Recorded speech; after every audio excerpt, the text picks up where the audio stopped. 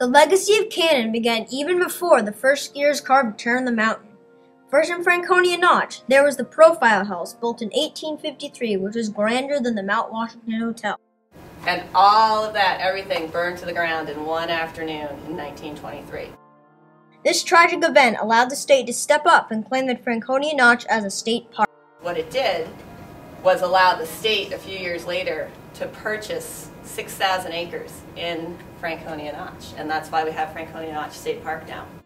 Then several key elements lined up to start the skiing legacy at Cannon. In 1933 and 1938, those years were actually pretty much set Cannon on the path that it is on today. First, the Peckett Ski School was established in Sugar Hill, which drew more skiers to the area. Skiers like Roland Peabody yearned for more challenge and saw a future at Cannon Mountain. Taft Racecourse was built first, which isn't really there anymore, because they started from the bottom, so the town by where it came out, kind of where the Mittersill entrance is. With the help of the civilian Sea Corps, people with axes, dynamite, and two-person saws started carving the Taft Slalom Trail. It took 2 years for them to reach the saddle of Cannon Mountain. Finally, in 1935, the state legislature approved the building of the first North American aerial tram on Cannon Mountain. And so then this is a picture of the top station for the tram when it was in construction. And so the cables right here, they had 2 of them, and they were both 30 tons.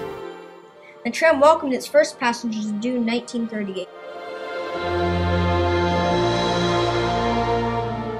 Roland Peabody spearheaded the first ski patrol as well as starting the Franconia Ski Club, and he went on to be the first mountain manager of Cannon Ski. Another important legend was Sal Hanna, who was responsible for surveying future trails up in the late 1940s. Controllers, and he also started Snow Engineering, which it still operates as SE Group, and they design ski areas all over the world. Cannon has sad memories too, such as the tram car falling in 1963.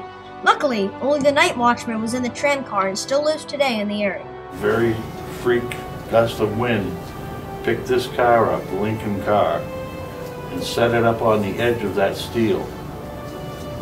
After 42 years of carrying over 6.5 million passengers up Cannon Mountain, the old tram was retired.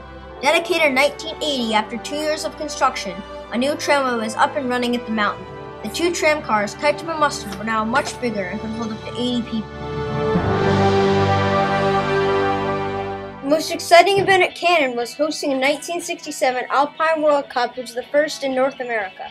20,000 spectators came to watch famous racers such as Jean-Claude Killy. He was a French ski racer, and he won all 3 events, slalom, giant slalom, and the downhill at Cannon. The legacy of Cannon continues today with the purchase of Mittersill in 2010. Through this legacy, Cannon has separated itself from other ski mountains in area.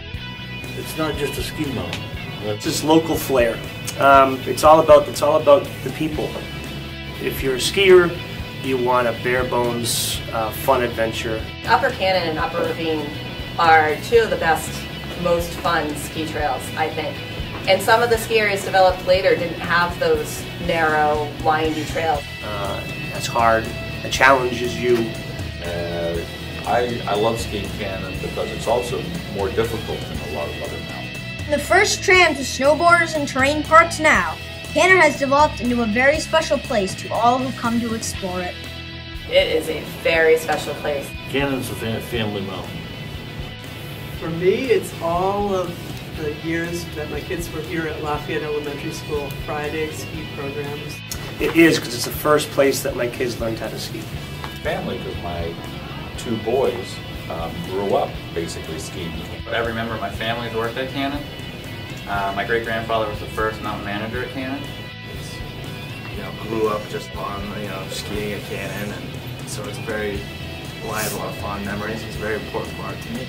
Cannon's our special place. We will carry on the legacy. See you